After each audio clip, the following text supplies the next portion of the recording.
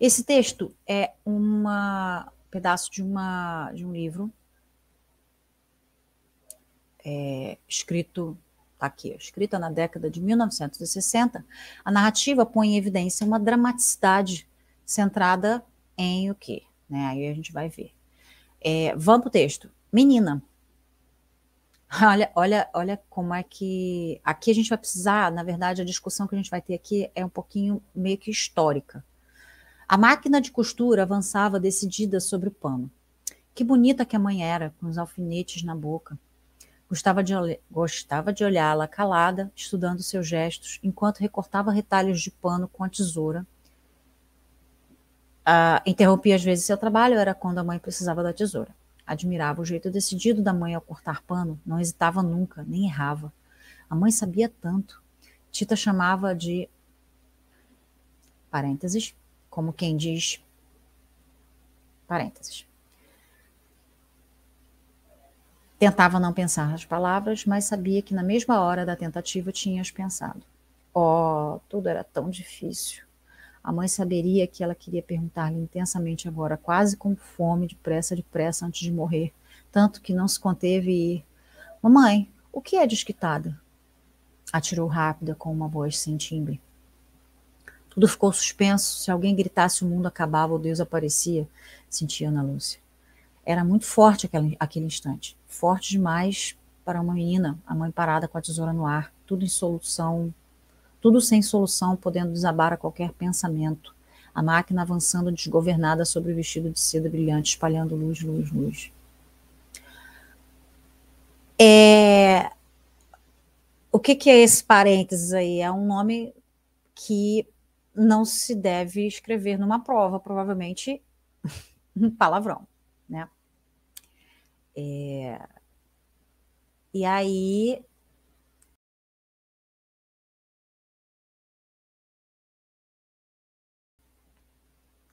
Na pergunta da menina, a gente entende o que é, né? A gente deduz, a gente volta lá e fala, tá. Por que a gente deduz isso? Porque existia uma época, o que é o desquite? O desquite, você para e pensa, na igreja, você só pode casar uma vez. Existia um tempo em que a igreja mandava nas leis. E durante um bom tempo, mesmo depois de oficialmente a igreja ter se separado das leis, se separado do Estado, ela ainda influenciava em muitas leis. Então, o que é o desquite? É a separação judicial na qual a mulher não podia casar de novo. Na verdade, acho que ambos, né? Acho que nenhum dos dois podia casar de novo, eu não tenho certeza. Mas o desquite era ruim para a mulher de qualquer forma, mesmo que o homem também não pudesse casar, o desquite era pior para a mulher, sempre foi pior para a mulher, porque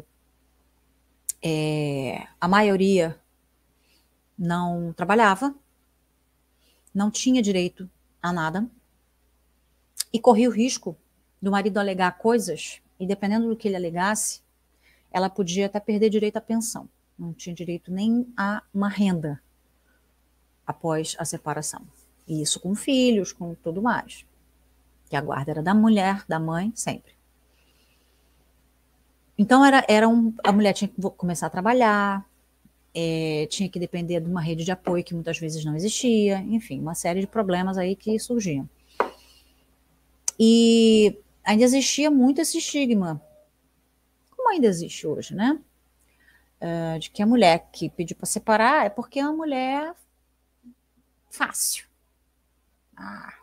E aí, daí vem aquele palavrão, né? O jeito mais bonito de chamar uma mulher desquitada era a mulher da vida. Era a coisa mais bonita que você podia chamar a mulher.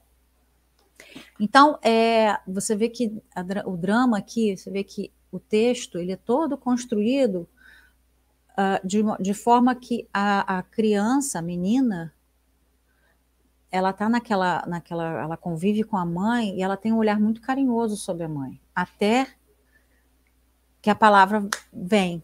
A palavra vem e atinge a mãe, atinge a menina sem nem ela saber o que é aquilo. Você vê a potência, a força que tem essa palavra, certo? Então, a pergunta é a seguinte: a narrativa põe em evidência essa dramaticidade, que está centrada no quê? Aí tem a letra A, insinuação da lacuna familiar gerada pela ausência da figura paterna. Já vimos que não, né? Já vimos que pai aí não fez diferença nenhuma. E ela nem lembra do pai, nem falou, nem citou. Letra B, a associação entre a angústia da menina e a reação intempestiva da mãe. Realmente, a menina foi angustiada quando a mãe reagiu daquele jeito, né? A mãe parou assim, mas não sei se foi bem intempestiva, né, a ação da mãe, mas que ela ficou em suspenso, não foi bem que intempestiva, talvez não seja, né? Letra C, relação conflituosa entre trabalho doméstico e a emancipação feminina, também não, né? A gente não sabe nem se esse é o trabalho, né? Se esse foi o trabalho que ela escolheu fazer, que ela conseguiu fazer, né? E emancipação feminina, não é bem o caso. Uma mulher que não estava procurando emancipação, estava procurando o próprio sustento, a subserviência, a necessidade de sobrevivência, não era simplesmente uma emancipação feminina.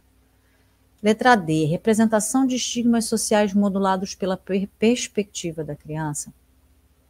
Ou letra E, expressão de dúvidas existenciais intensificadas pela percepção do abandono. A gente já pode eliminar algumas aqui, ó. Essa percepção do abandono não existe, então a gente tira. Letra A também não tem ausência paterna aí, é o de menos, não está centrado, né, nisso aí.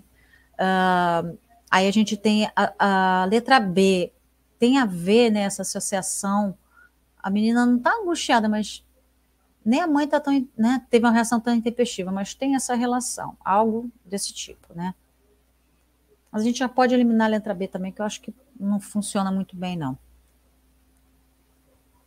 Aí eu tenho letra C, relações conflituosas entre trabalho doméstico e emancipação, a gente meio que viu também que não era o caso. Agora vamos para a letra D, representação de estigmas sociais.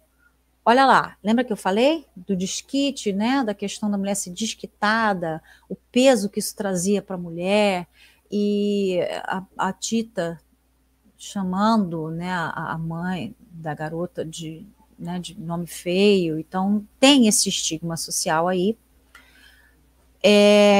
do ponto de vista da criança. A criança está vendo aquilo ali, e aí a criança, ao fazer a pergunta, ela comprova que aquilo é um problema, que aquilo é uma coisa complicada, no mínimo, certo? Então tem essa representação de estigmas sociais moduladas pela perspectiva da criança, do ponto de vista da criança. Tá vendo como é que encaixa com a leitura que a gente fez do texto? Então é a letra D. Nesse caso, a gente está vendo, ficou bem claro aí que o foco, a dramaticidade está centrada nisso aí, está centrada esse problema aí do desquite, da mulher ser desquitada, certo? E essa é outra discussão também que gera um bom debate. Bom debate não, né? Na verdade, isso foi público e notório. Minha mãe viu a transição disso, na verdade, do desquite, quando saiu a lei do divórcio, nem lembro quando foi, mas foi depois que ela se separou. Ela passou um tempo na condição de desquitada. Então, e se tem uma pessoa, assim, que eu posso dizer, né, eu não conheço outras, talvez tenham mais no meu entorno, na minha bolha, mas eu não sei a história. Mas eu sei a história da minha mãe. A história da minha mãe foi uma história também de... Falar guerreira é tão clichê, mas cara, não tinha jeito. É quase como ela tá abandonada por tudo e por todos. Ela estava abandonada pelo Estado, ela estava abandonada pelas pessoas, pela rede de apoio que ela supostamente poderia ter, ela estava abandonada pelo marido, que, enfim. Mas se ela escolheu se separar, ela não tem que reclamar. Tá, mas ela deveria pelo menos ter um mínimo de condição de tocar a vida dela sozinha. Ah, mas se é assim, ela não devia, se ela está preocupada em tocar a vida sozinha, ela não devia ter se separado. Era sempre esse conflito que tinha, sabe?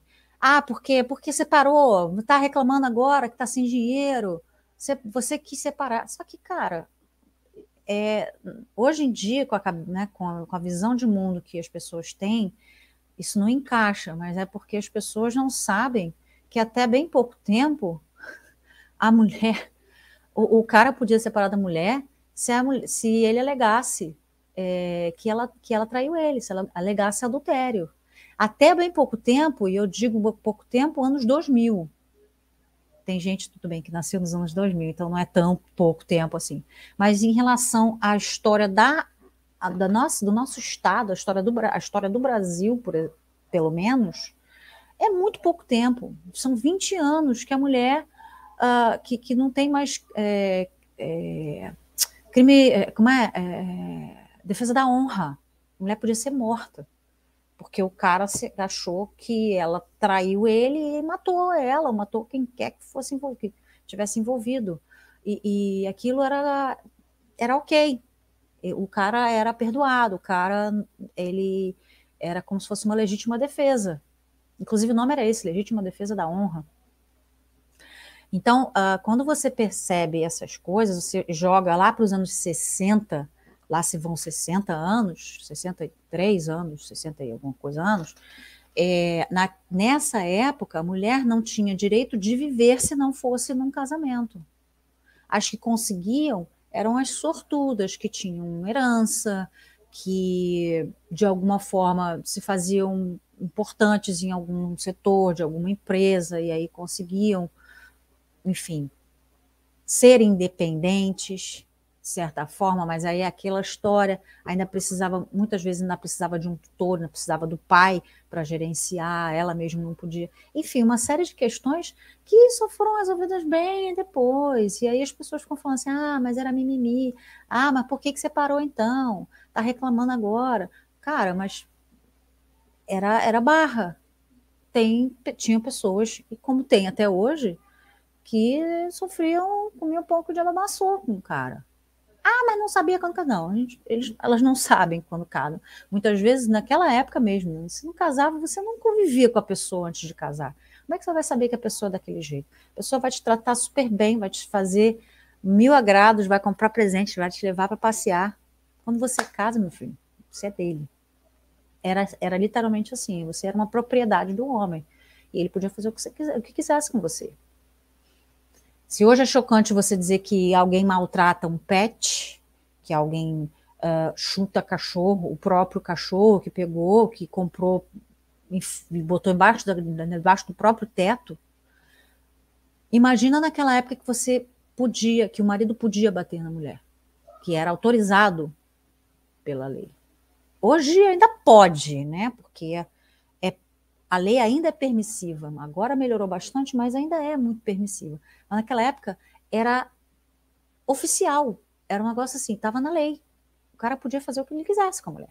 E aí você pensa numa pessoa que fala, cara, eu não quero viver isso, eu não quero viver minha vida assim. Eu quero dar um jeito de sair disso. E não tinha essa de, mas só fazer por onde que ele não fazia. Não, não era assim que funcionava. Tinha vezes que a mulher não fazia absolutamente nada e ainda assim apanhava, para dizer um mínimo. E outra, não é isso, né? Não é assim que funciona. É só você não fazer nada. Gente, não é assim que funciona, né? Então, assim, tem toda essa questão aí que a gente precisava discutir, porque ainda hoje a gente ainda vê gente falando que feminismo é frescura, que não precisa de feminismo, e tá tudo muito bem, a gente que reclama de barriga cheia, só que complicado, né? Olha o tempo aí, olha esse tempo aí. Eu tô assumindo tudo isso, tá, gente? Eu não tô falando que isso aconteceu aqui nesse livro, até porque eu não li esse livro, mas a maioria das mulheres que se desquitavam elas faziam porque não tinha jeito. Naquela época, você aturava um casamento ruim, você aturava um marido horroroso, mal educado, que chegava ao trabalho e ficava sentado de barriga para cima até a hora da janta, a mulher se esfalfando na cozinha. Isso era normal. Isso ninguém questionava. E a mulher, às vezes, não achava legal, mas assim, aceitava. Mas para a mulher chegar ao ponto de pedir desquite, é porque ela realmente ela estava já já estava difícil dela suportar, certo? E assim os limites vão sendo desenhados, né?